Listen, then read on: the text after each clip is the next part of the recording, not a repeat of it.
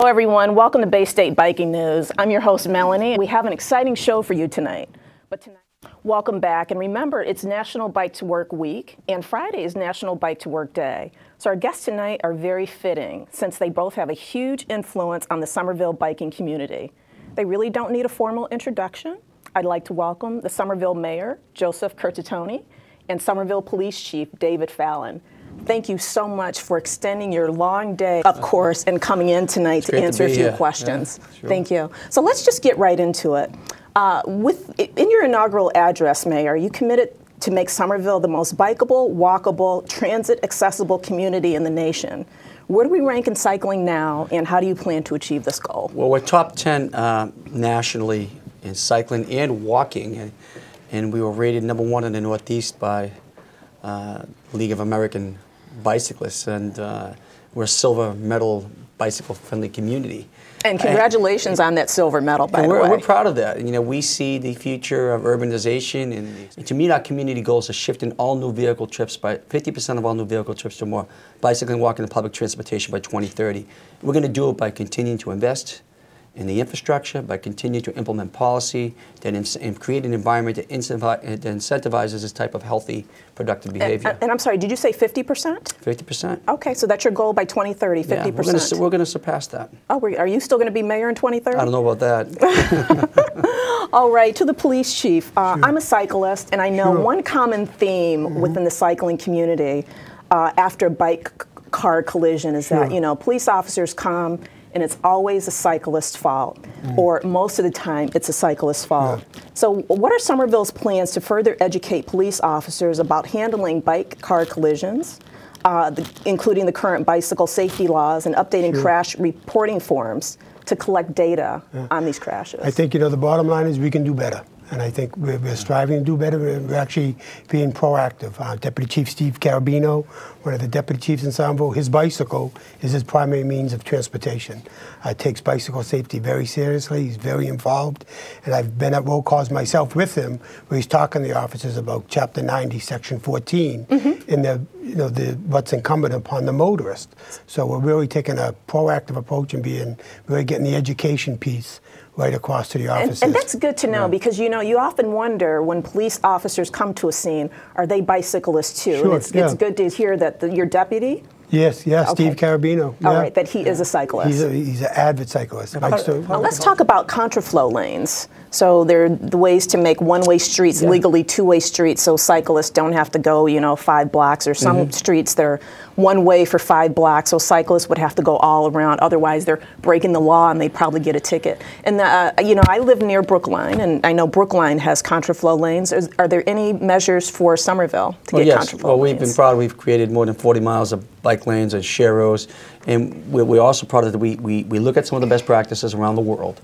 We want to implement them here. We want to study them and use that data to expand the practice if it works. So what you'll see is an early action measure in Union Square is a contraflow lane. We have a funding request in front of the Board of Aldermen, the local legislative body, to make some interim improvements for pedestrian and bicyclist investments in Union Square in anticipation of future development and traffic flow changes. Okay, so there are some measures in the works. Yeah, you'll be seeing it, sure. We'll be seeing it about how long? Can you say? A couple of years? No, well before that. We hope to have action by the Board of Aldermen, you know, hopefully before the budget's done, before the end of June. And to the chief, when there is a bike-car collision, you know, what should the cyclists leave with? What documentation, assuming they're conscious, should they leave with? You know, what does a police officer owe them or should give them right after an accident? And also, you know, if they're unconscious, can you talk about witnesses and why witnesses are very important? Sure. I mean, the #1 thing they should leave with, leaving a scene of an accident, is a data transfer sheet. Okay. It's a triplicate form filled out by the officer on scene.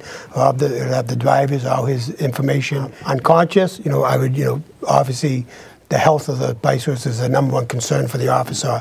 Any injuries on scene, whether it be the driver or the bicyclist, is the #1 concern for the officer.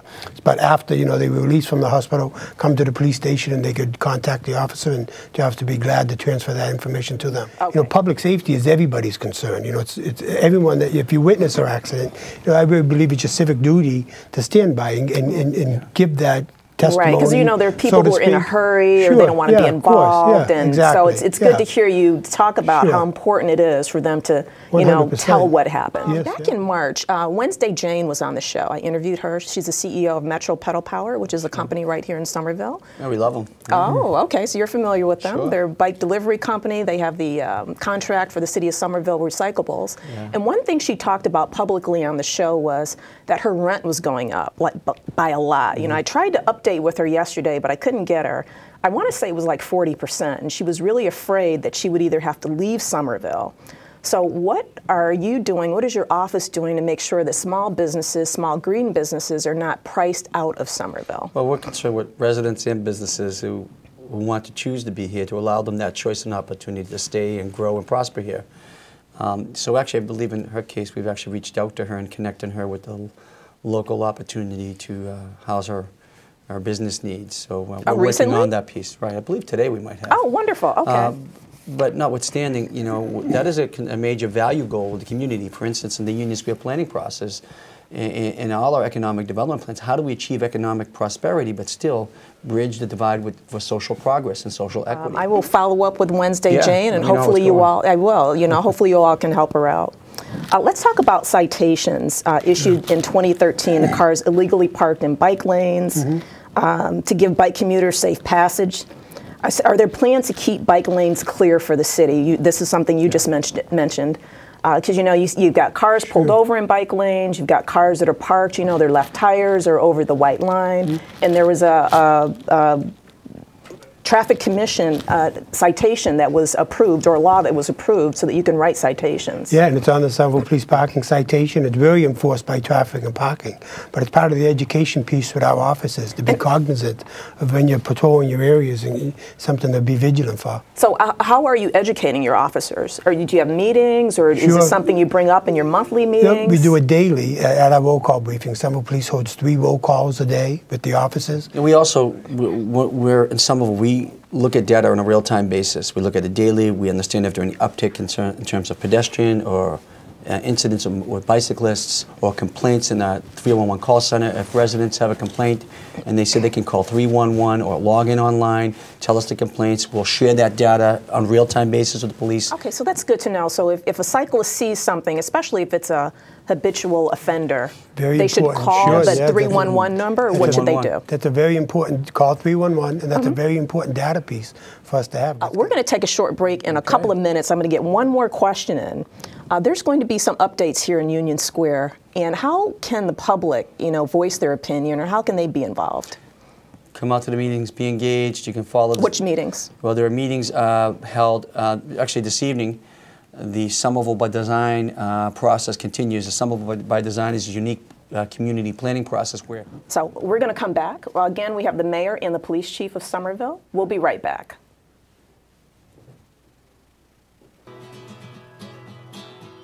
My name is Justin Bruce, and I'm the Vice President of Coaster Pedicab. Welcome back, everyone, and don't forget, you can follow us on our YouTube channel at Bay State Biking News for all of the latest cycling news in Massachusetts. If you're just joining us, our guests tonight are the police chief and mayor of Somerville. Thank you again for coming in tonight. Thank you. So my next question is for the police chief. Do you keep data on tickets that you write to cyclists? Sure, yeah. We're very data-driven at the police department. And one piece of data that I pulled for this meeting in between April 2014 to September 2014, big biking months, the Somerville Police Department issued over 1,064 citations to bicyclists. I believe about 800 of them were warnings because, you know, education is such a big piece of it. You Absolutely. know, when you're trying to change behavior, I really believe sometimes education is more important than enforcement. Right, and we know obviously it's a two-way street between bikers 100%. and cyclists, and cyclists have to own up to their part as well. Deputy Carabino told me today it's same rules, same roads, same rights. Right, so it's a collaborative effort between the driver of the bicycle and the automobile. Sure, and I'm sure you get a lot of cyclists that, you know, they see a red light and nothing's coming and they think it's okay to go through, but technically, that's wrong. Yeah, it's dangerous. Can you give us an update on the McGrath Highway and the de-elevation project? Sure. So the McCarthy overpass section of McGrath Highway is scheduled. Well, actually, the plan is to de-elevate it. It's the state's recommended option. We're excited as a community, and it was as a top priority of ours to reintegrate and so the northeastern or the eastern part of the city back with the southeastern section. It's cut people off from one another. And the state is presently conducting environmental and engineering analysis of the de-elevation. The project has been placed in the draft version of the long-range transportation plan for the Commonwealth. All right, and I'm sure that bicyclists will be included. Absolutely, they were in the conversation. The interim improvements, like in Union Square, are going to happen now to improve pedestrian and bicycle access today, as much as you can with that superstructure out there. But the ultimate goal, and it will happen, is to de-elevate and create the McGrath-O'Brien Boulevard. Okay, and if anyone out there wants to join these meetings, they can find out from the website as well. www.somervillema.gov, and we've been working closely with the Livable Streets Alliance as well. Wonderful, wonderful. Let me ask the police chief, there's some drivers out there that still feel that bicyclists belong on the sidewalk, you know, they shouldn't be on the roads. Yeah. How can we educate cars and drivers to share the road? Sure, yeah. I think one good place to do it is right on the roadside. You know, at the officer, that first interaction with the motorist at the side of the road is a very important inflection point. I guess what can we do for, I guess, the simple things like, you know, drivers who just open up their door and they don't look. I mean, I was biking on Saturday, and, you know, I probably yelled at 3 different people. They just come right out, they open up their door and they don't look. And I'm like, hey, you know, there's a cyclist coming. Sure, yeah. It's a culture change for us, you know. So one of the things we've talked about is to do more public service announcements, part of the overall campaign for bicyclists, for pedestrians, for people who drive motor vehicles, in terms of how you park, how you move, what to be on the lookout. We're the most densely populated city in New England.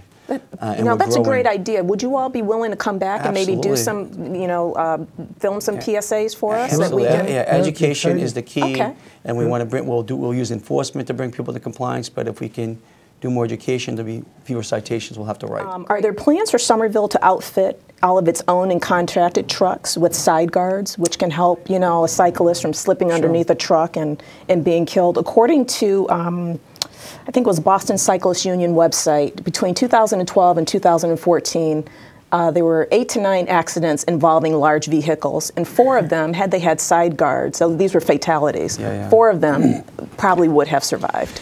So our trucks have already been outfitted with them. All our new trucks are, and not all the old ones, so that's already in process. Are you going to change the old ones? To the extent that they can be, we're actually moving those trucks out. Okay. So any new ones coming in will have the side guards? I believe to some of the old ones we will as well, but all the new ones immediately coming in, but we also have a pretty rigorous replacement plan to upgrade our fleet as well. All right, last question. What do you two do for fun?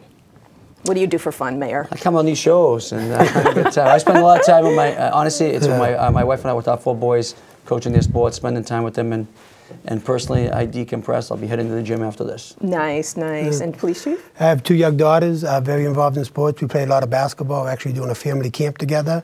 And I personally do a lot of yoga with my wife. We both practice yoga 4 or 5 nights a week. Oh, that's fantastic. That means you're really flexible. Not really, no. It means I'm not flexible, but I'm getting there. But it's good, yeah, it's a good release, and I enjoy it. Yeah, and how old are your girls? 11 and 7. 11 and 7. And how old are your boys? My boys are all switching. By the end of June, they'll be 12, 10, 9, and 7, and they love to bike every week, sometimes before school, around the Mystic River. So what would you like the people of Somerville to know about what you're trying to do relative to bringing cycling and pedestrians and cars and everybody together so that we can all get along? Well, we're trying to build community. We're the future.